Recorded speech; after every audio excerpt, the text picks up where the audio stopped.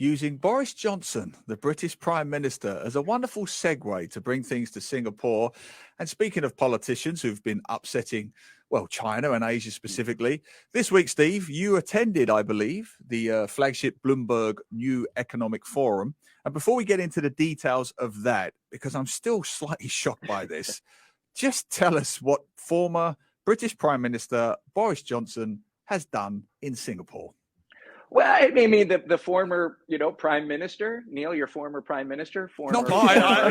Don't start that. He spoke. I was not at his speech. He gave the dinner speech on the Tuesday evening of the Bloomberg New Economic Forum here, and just hammered China. How authoritarian they were, how China and Russia were a threat to global security, to the international order. So a very aggressive speech, really taking on China and Russia, putting them together. And a lot of people in the audience, government officials from Asia, business leaders in Asia, took offense to that.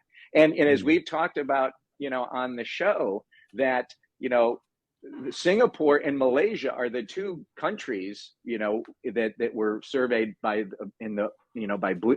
Pew, which have a positive view of China and a negative view of the U.S. when you compare the two.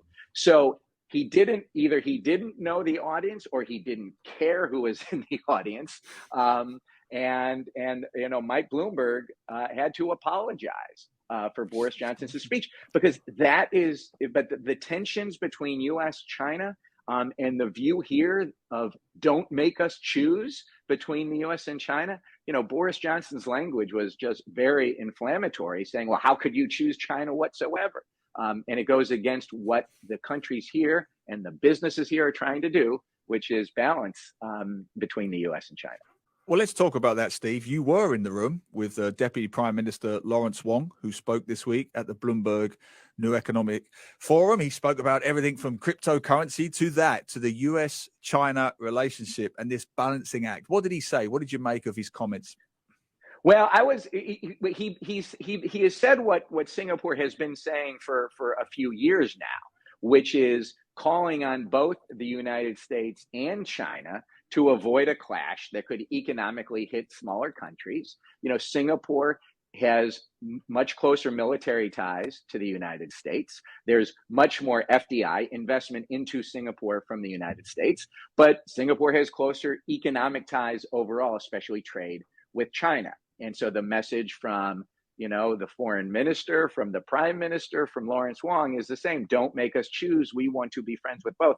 And I thought that Lawrence Wong went even a little bit further at Bloomberg, where he said that the risk of a bifurcated and balkanized world still remains with U.S.-China relations, even after, the Biden-Xi meeting at the G20. And what he said in particular aimed at the United States was, we understand your technology bans, when it comes to military, but your ban should be limited to legitimate security interests. But if it becomes more restrictive, which is the thought that the U.S. may be even more restrictive, then it will be concerning to us in Singapore. So I think, the Deputy Prime Minister made a stronger argument on, you've got to be careful, United States, as you restrict trade with China. Right. Well, speaking of messages, you were in the room again. You've been so busy this week, Steve. Meeting up with United States Trade Representative Catherine Tai. She was in Singapore this week. She met with the DPM. She met with Lawrence Wong, Minister for Foreign Affairs, Vivian Balakrishnan, Minister for Trade and Industry, Gan Kim Yong, and more importantly, perhaps, she met with you. So what were some of the things discussed in the trade talks between Singapore and the US? Well, she met with representatives of the American business community, and headlined by the U.S. Chamber of Commerce, and I was kind of the kickoff questioner for the region, being the chair of the AmChams of Asia Pacific. And look, the meetings were, about how the United States is engaged with Asia, re-engaging with Asia at the highest levels. The Trump administration did not really focus on ASEAN, certainly not at the presidential and vice presidential levels.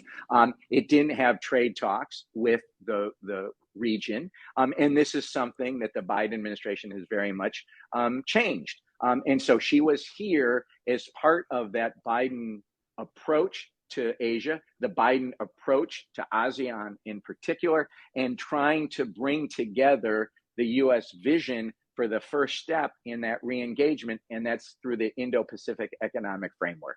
And so that's the administration's number one priority. It's something that they're pushing very hard on. It's certainly something that we talked extensively about as the U.S. business community, headquartered here with her. Fascinating.